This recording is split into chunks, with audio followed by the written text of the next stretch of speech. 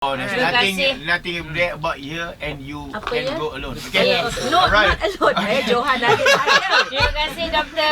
Nurul Ibrahim ataupun Dr. N, pakar perunding perubatan kesihatan awam KKM, and also Dato' Dr. Andrew Mohanraj, pakar psychiatry dan juga Presiden Persatuan Kesihatan Mental Malaysia. Ingat, jangan dengar semua kat TikTok, jumpa doktor. Saya ada nasihat sedikit untuk Fafa. Okey. Yang lain semua keluar. Silent on set. Okey, go. Untuk menjaga kesihatan mental yang baik, kita harus meluahkan perasaan kita. Jangan pendamkan perasaan kita. Tak boleh. Lagi doktor. Orang lain. Jadi kalaulah Fafa ada siapa-siapa doktor di mana-mana hospital kerajaan, silakan luahkan perasaan. Dr. Andrew. Semua tahu, satu dunia tahu. Sudah tahu. Itu ucapan yang paling berkesan di Hot FM. Assalamualaikum warahmatullahi wabarakatuh dan selamat kembali bersama dengan saya Khairi Jamaluddin. Saya nak ucapkan terima kasih kepada semua. Please hit the subscribe button dan jangan lupa untuk subscribe dan give us a like. Nampak dia orang happy, membawa keceriaan bukan saja untuk diri mereka, malah untuk Malaysia. Dan yang paling penting sekali, kita tadi dengan atlet negara, dengan bekas menteri KBS. Sekarang kita nak bersama dengan bekas Menteri Kesihatan pula. Banyak function ni. Portfolio cantik Itu yang seronoknya kan bila J2 breakfast kan. Dan guys jangan lupa 10 Oktober iaitu esok. Ya, esok. Adalah Hari Kesihatan Mental Sedunia. And for that KJ bawa kawan-kawan. Yes. Saya sangat-sangat rasa bahawa sambutan Hari Kesihatan Mental Sedunia ni penting sebab dulu kita hanya cakap tentang kesihatan fizikal. Kita jarang sekali cakap tentang kesihatan mental. Dan waktu saya berada di KKM, kita cuba naikkan kesedaran rakyat tentang kesihatan mental. Kesihatan mental ni sama penting dengan kesihatan fizikal. Jadi pada hari ini kita berbesar hati kerana Datuk Dr. Andrew Mohanraj, pakar psikiatri dan Presiden Persatuan Kesihatan Mental Malaysia, dan Dr. Nurul Ibrahim, lebih dikenali sebagai Dr. N, pakar perunding perubatan kesihatan awam KKM, berada di studio bersama dengan kita. Sebab kalau kita tengok pentingnya kesihatan mental ni daripada fizikal, sebab kalau kita tengok, kalau experience saya sebagai peminat WWE, wrestler kan. Dia orang saya rasa mementingkan physically untuk bina otot apa semua. Tetapi kebanyakan mereka apabila di akhir kehidupan mereka bunuh diri, bunuh anak bini, ada yang sampai macam tu. So saya rasa itu semua adalah kesihatan mental yang tidak dapat dikawal. Datuk, maknanya mental ni semua orang ada possibility untuk terganggu, terjejas pemikiran mereka? Ya, sebenarnya kalau kita lihat dari statistik Kementerian Kesihatan Malaysia sendiri, sepertiga daripada warga Malaysia mungkin mengalami bukan sakit mental atau gangguan mental, tapi simptom-simptom psychological distress pada 1/3 dalam kehidupan mereka. 1/3 juga, banyak juga tu kan. Apa simptom dia, Dok? Simptom-simptom kesihatan, kalau kita lihat dari segi gangguan kesihatan mental tu, ada juga tanda-tanda amaran awal yang kita harus perhatikan ya. Tetapi tanda-tanda awal ni bukan semestinya membawa kepada gangguan mental, dan kalau kita nak buat diagnosa untuk gangguan mental, lebih baik membuat sesuatu analisa yang lebih terperinci oleh pakar kesihatan mental. Tapi tanda-tandanya ya KJ adalah mungkin kita boleh lihat seseorang itu mengasingkan diri, tidak mau berinteraksi dengan orang lain, tidak menjaga kesihatan sendiri, ataupun penampilan mereka. Dan juga ada juga kondisi di mana mereka berasa sedih dan sangat parah sekali. Maka di healing sampai pagi. Ya, walaupun kita gurau, that's why I datang sini Hot FM nak healing kat sini. Nampak? Masya-Allah. betul. Ya. Okey, Dr. N. Ya. I think Dr. N yang suruh nyanyi je kan? Dia nyanyi. Dia menyanyi pun ikut mental health juga. Oh, okey. Sabar je. Okey. Tips ataupun macam apa yang perlu kawan-kawan kat luar ni terus dengar ni doktor, terus hantar WhatsApp masa banyak ni.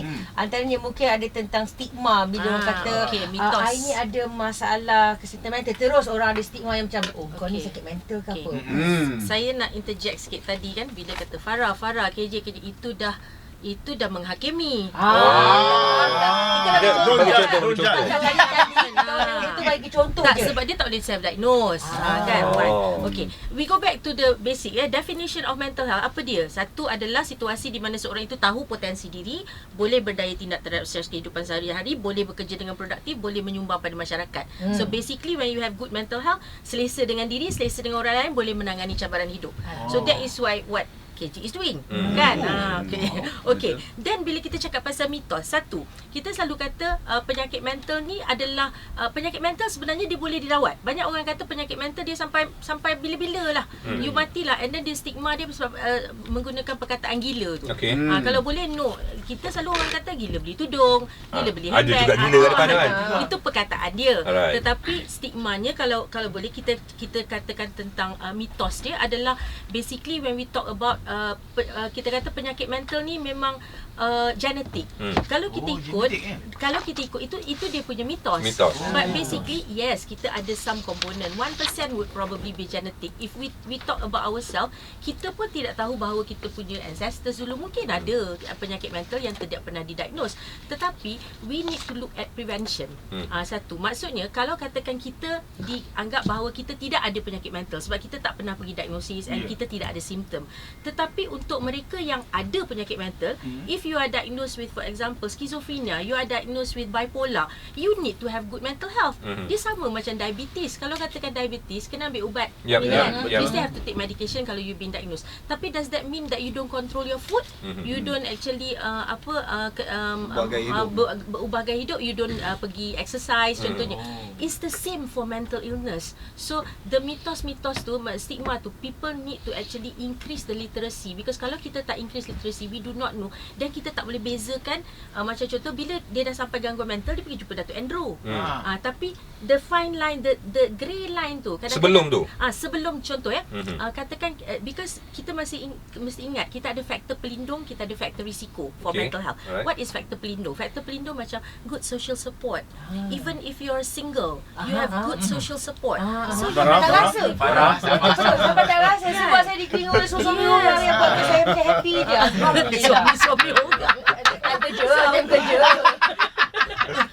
Habis time kerja dia murung dah tu. Okay, then that is faktor pelindung. Good social support. Your own coping skill. Okay, lagi satu faktor apa? Tak sama. Satu lagi faktor risiko. Risiko kejap lagi. Kejap. Aku kalau tak potong doktor ni cakap, dia bercakap je ni. Saya stop. Okey, sebentar lagi sambungannya sempena dengan Hari Kesihatan Mental Sedunia yang akan disambut pada esok 10 Oktober. Hot FM. Langsung Hari Kesihatan Mental Sedunia. So guys, hari ini cukup istimewa. Kita bersama dengan Datuk Dr. Andrew Moharaj, pakar psikiatri dan Presiden Persatuan Kesihatan Mental Malaysia, juga Dr. N ataupun Dr. Nur Ashikin Ibrahim, pakar perunding perubatan kesihatan awam KKM. Wah, ramai yang hantarkan WhatsApp kata macam, hari ni lain lah, meriah, dan saya suka topik ni.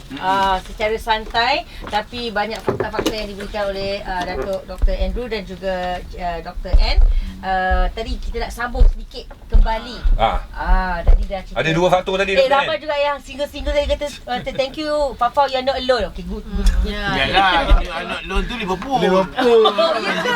Aduh, salah rupanya. Okey, baik, kita sambung balik yang doktor kongsikan. Jangan lupa pakai mic. Yang ini radio orang tak dapat. Okey, secara ringkas cepat nanti Dr. Andrew nak bercakap. Okey. Faktor risiko. Okey, risiko basically selalunya dipengaruhi oleh tragedi hidup. Tragedi hidup contohnya penceraian, perpisahan, apa lagi? Kekalahan pilihan raya. Bukan kekalahan pilihan raya, kekalahan seseorang. Cari balik. Allah. Saya rasa duduk Hot FM segelak je lah. Bukan saja gelak, rosak.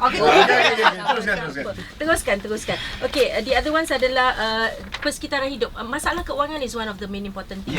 Masa kami buat talian sokongan psikososial in the year 2020 kan, dalam tahun tu, kita dapati bahawa 40% yang call adalah berkait dengan masalah keuangan. So hilang pekerjaan dan sebagainya. So those are the things. So tragedi hidup tu is very dia macam besar. Kadang-kadang penyakit kronik juga menyebabkan permasalahan kesihatan mental. So, these are yes.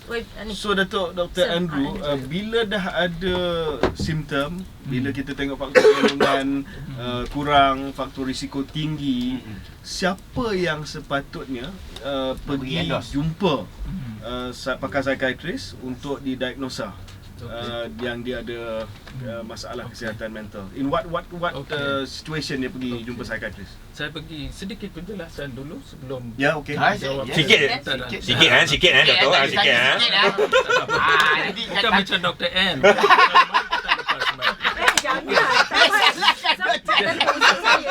Okey. Doktor gaduh ni. Sebenarnya kita harus mula-mula membezakan kesihatan mental dan juga gangguan mental ya. Kesihatan mental adalah satu merujuk kepada satu keadaan di mana seorang individu dapat berfikir, merasa dan bertindak dengan sesuai di mana-mana situasi pun, apakah di tempat bekerja ataupun berinteraksi dengan keluarga dan masyarakat dan sebagainya. Manakala gangguan mental itu merujuk kepada satu condition di mana fikiran, perasaan dan kelakuan terjejas atau ada perubahan dalam aspek-aspek ini yang menjejaskan perhubungan atau interaksi seseorang itu dengan masyarakat dan menjejaskan pekerjaannya. Jadi kalau seseorang itu, untuk menjawab soalan KJ tadi, kalau seseorang individu itu rasa bahawa oleh kerana simptom-simptom atau gejala-gejalanya yang beliau tahu sendiri, susah nak tidur, susah nak konsentrasi, susah nak ataupun tak boleh jaga diri sendiri, susah nak fokus pada kerja dan sebagainya. Kalaulah beliau sedar, itu sudah menjadi satu langkah yang pertama untuk membuat keputusan untuk berjumpa dengan doktor. It's good that kita sedar. Ya, sedar sendiri kan. Masalahnya dalam kebanyakan situasi mereka tak sedar dan mereka juga tak mau. Kalau sedar pun ada keengganan untuk berjumpa dengan doktor ataupun pakar kesihatan mental. Kita tak boleh salahkan mereka ya, sebab saya sendiri pun dan keluarga saya sendiri pun, malah saya pasti ada beberapa orang di bilik di sini pun, kalau ada selesema ke atau apa-apa sakit lain, kita jarang mau jumpa doktor. Kalau kita memang tahu, kita ada kesedaran mesti makan ubat antibiotik, tapi kita gunakanlah ramuan sendiri di rumah ke atau sikit je ni. Jadi memang kalau orang yang ada kesedaran bahawa mereka ada gejala-gejala, simptom-simptom, belum lagi menentukan apakah mereka ada gangguan jiwa, tapi dalam simptom tu sendiri pun agak sukar untuk mereka nak jumpa doktor. Jadi sebagai kawan, sebagai rakan, kita juga ada tanggungjawab ya untuk memastikan orang kesayangan kita itu harus ataupun diajukan ke arah pemulihan kesihatan mental mereka. Tapi this is easier said than done lah. Sebab memang sangat sukar. Jadi cara kita approach seseorang itu adalah penting. Seperti KJ kata tadi dan diakui oleh penyanyi kita Dr. N bahawa kita tak boleh menghakimi seseorang itu. Jangan kita pandai-pandai nak mengatakan anda itu tak memang ada gejala-gejala kesihatan mental dan mungkin ini kerana dosa yang kamu yang lakukan dulu dan sebagainya. Itu yang biasa berlaku. Farah lagi kena Farah. Jadi doktor ada bercerita tentang orang tersayang, kawan-kawan dan juga sebagainya. Agak konflik jugalah untuk mengenali mereka yang mempunyai masalah ataupun gangguan mental ni. Kejap lagi ke mana tempat harus dituju sekiranya dapat tahu ataupun kita rasa macam ada sedikit gangguan ni. Dan bolehkah kita percaya pakar psikiatrik ni untuk kita luahkan segala-galanya? Macam rahsia kan? Macam Nak rahsia. pecahkan rahsia. Alright. Dr. Saiful lah pemula. Sebentar lagi di Hot FM. Dan insya-Allah itulah doa kami untuk anda dan doakan kami jugalah dekat sini. KJ, Johan, Fafau, AG yang dibawakan oleh Irkas Travel. Alami manisnya kembali umrah #Irkas Pilihanku berada dalam keadaan yang baik. Alhamdulillah. Esok juga kita akan sama-sama menyambut Hari Kesihatan Mental Sedunia. Ada tema. Setiap 10 hari bulan. Ada tema? Ada tema. Cakap kat Tema Mak. dia apa doktor? Tema dia kalau ikut Malaysia punya kesihatan mental milik semua, hentikan stigma. Hentikan stigma. Oh, dia tekan kat situ kan? Hentikan stigma. Okay, so back to Dato' Dr. Andrew And tadi dan juga Dr. N. Yeah. So kita cerita pasal rasa confident untuk kita jumpa dengan pakar psikiatrik ni. Yeah. How Kerahsiaan. kerahsiaan saya tu akan you jaga. Nak pula kalau mungkin Farah Fauzana pula tu yang datang. Contoh lah kan. So sebab macam mana orang nak selalu kalau selebriti datang, then orang biasa datang kat you, I banyak selesaikan masalah-masalah ni. Contohnya macam Farah Fauzana, dia baru datang. Johan, dia paling gila sekali. Contoh. Adakah you all akan menyimpan segala Sudah tentu, maklumat sudah dan data? tentu. Ini adalah satu janji kami ataupun oath kami yang kami ambil masa menjadi doktor biasa pun, dan setelah ataupun waktu mengambil kepakaran psikiatri pun ini adalah sangat penting. Tetapi ini juga bukanlah satu perkara yang muktamad. Maksudnya kalau kami lihat pesakit kami itu boleh mencederakan diri atau mencederakan orang lain ataupun mau membunuh orang lain dan sebagainya, dan itu diketahui waktu kami berinterview atau konsultasi dengan mereka. Jadi itu adalah satu kewajipan untuk kami menghubungi pihak berkuasa dalam hal ini untuk menyelamatkan sesiapalah yang berpotensi untuk menjadi mangsa. Faham? Itu kewajipan. Okey, sekarang ni berbalik pada soalan tadi. Sebelum Cip nak tanya satu soalan, kalau kita kenal ataupun kita tahu macam ada bau-bau masalah mental, kesihatan, gangguan, siapa atau ke mana kita kena pergi? Okey. Mungkin Dr. N pun boleh menjawab soalan ni, tapi bagi saya sebagai Presiden Persatuan Kesihatan Mental, kami pasti dan kami bangga kerana sekarang di Malaysia ini ada mungkin 60 pusat ataupun tempat, bukan sahaja klinik-klinik kesihatan mental awam di bawah kerajaan, tetapi juga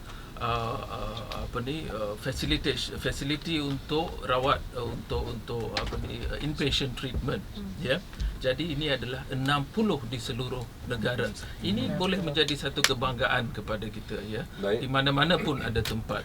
Mungkin waiting period itu agak sulit, perlu melalui kecemasan dan sebagainya, tetapi ini adalah sesuatu yang baik. Dari segi pihak swasta pula, masih berkurangan fasiliti. Yang tadi tu semua kerajaan dah. Ya, semua kerajaan. Tetapi saya tak tahulah apakah masalah di sini, apakah mereka agak sulit sukar untuk menunaikan semua keperluan dalam Akta Kesihatan Mental dan juga Private Healthcare Facilities Act dan sebagainya, ataupun mungkin pihak hospital swasta rasa itu tidak memberi return of investment. KJ penting. So, yalah, betul lah. Ya, saya minta supaya hospital-hospital swasta meningkatkan lagi perkhidmatan untuk kesihatan mental, sebab semuanya tak boleh ditanggung oleh Kementerian Kesihatan Malaysia. Kita perlukan daripada semua. Baik, tadi Dr. Andrew ada sebut bahawa boleh pergi ke mana-mana KK, klinik kesihatan ataupun ada lah. KK ada lebih. KK ada 1,080. Dan dia boleh refer kepada pakar ataupun pergi ke ED, Jabatan Kecemasan, ataupun pergi ke Mentari. Ada beberapa hospital yang ada Mentari, 34 Mentari di hospital dan juga klinik kesihatan seluruh Malaysia. Tetapi ada juga pusat kecemerlangan kesihatan mental kebangsaan yang telah ditubuhkan tahun lepas dengan talian HEAL. Okey. Talian ni ada talian ni. Oh, dia talian boleh ada, call lah. ada beberapa talian, tetapi talian yang di bawah KKM ni talian 15555. Dr. Han cerita sikit pasal ni. 5555. Ada 45 Ya, 45. Okey. Okey, talian ni talian HEAL, dia letak di bawah Pusat Kecemerlangan Kesihatan Mental Kebangsaan, telah beroperasi pada 21 hari bulan Oktober tahun lepas. So 21 Oktober ni setahun lah. So talian ni tajuk dia Help with Empathy and Love. Bezanya adalah dia dikendalikan memang 100% oleh pegawai psikologi kaunseling berdaftar KKM. Jadi dia ikut shift dan kita operasi 8 hingga 12.30 malam. Buat masa ni sebab memang kita punya resources sebanyak itulah. Dan the other one adalah setakat ni mungkin saya boleh share lah. Kita dah terima lebih daripada 22,000 panggilan daripada public, di mana daripada jumlah tersebut 200 lebih berkait dengan tingkah laku bunuh diri. Yang itu dia heal by phone call lah. Bukan dia heal by phone call. Kita bantu dia, maksudnya bila mereka dapat ada detect, idea ataupun mereka ada cubaan, even kita dapat detect 113 cubaan, di mana kita bantu melalui kita punya kerjasama dengan MERS 999 dan juga hospital. Jadi kita bawa, contohnya ada kes-kes yang di mana katakan ada seorang itu, kita kalau boleh kita tak nak sebut method. Itu nanti later kita bagi method tu perilaku lah, cara cara. Kalau boleh okay, kita doktor, ada garis panduan garis panduan media untuk pelaporan bunuh diri. Secara ringkas sangat di Malaysia sekarang 2023 membimbangkan ataupun tidak untuk kesihatan mental? Kalau kita tak buat apa-apa, dia akan berlarutan lah. Because the trend memang menunjukkan permasalahan kesihatan mental. Saya rasa bukan saja Malaysia, seluruh dunia, global meningkat. Tetapi we've got to actually put our feet down and actually pentingkan agenda kesihatan mental itu, dan kita kena normalize conversation kesihatan mental. Saya nak minta public jangan takut untuk berjumpa doktor, untuk datang, at least talk to someone that you trust.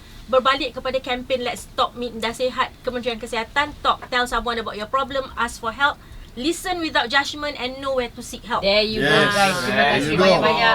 Terima kasih. Nothing bad about here and you can go alone. Okay? Not alone. Johan ada saya. Terima kasih Dr.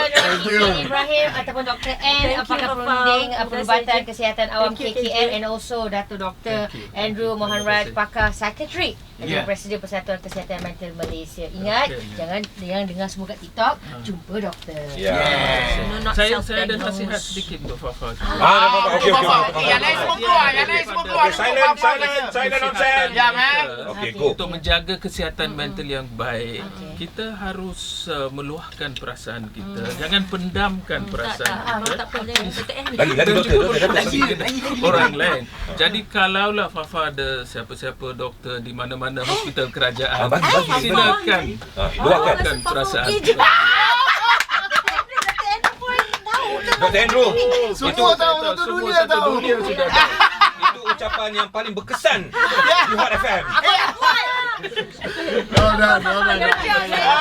AG Backpast Hot di sini untuk anda, yang dibawakan oleh Irkas Travel, alami manisnya kembali umrah, #Irkas pilihanku. Yes, hari ni hari Isnin.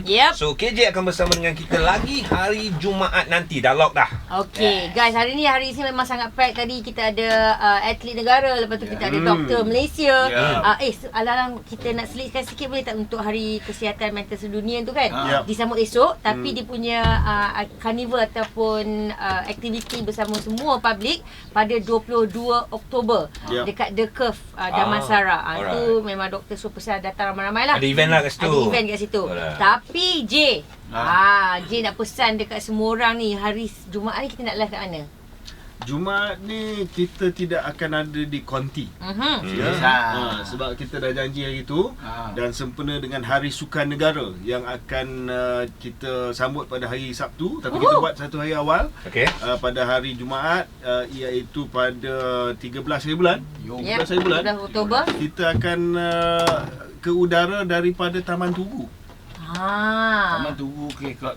Kalau macam tu, sebab you kena bagi hint dekat kita orang awal-awal. Serius KJ tu nak buat pasal apa? Hari sukan ke? Pasal hutan ke? Pasal Tugu ke? Pasal Tugu ke? Jadi kita boleh prepare. Tak ada nak orang mengarut. I rasa I akan buat antara 3 topik tu lah. Yang berkaitan Hutan, sukan. Okey, maknanya kita just lepak duduk kat situ Live on kat air. situ. Tak bergerak lah. Tak, kita buka.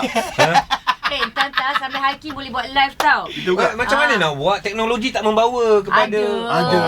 Aku dah pergi kat teknologi pun ada juga ni, susah ni. Dan yang menariknya guys, kalau kawan-kawan jenis yang macam mungkin masuk tengah hari ke ataupun nak cuti ke, up to you guys. Ada pasaan. Tapi kalau rasa macam nak join kita live dekat Taman Tugu, boleh datang terus kat sana. Jam berapa? Pukul berapa? Pukul 7 pagi. Pukul 7 pagi awal terpacak di Taman Tugu. Yes. Kami berempat. Ya, tapi aku percaya yang terpacak sana sini semua all the bosses tau. Sebab kalau staff kena masuk awal. Tak ya juga. Bos yang akan exercise dulu sebelum dia masuk office.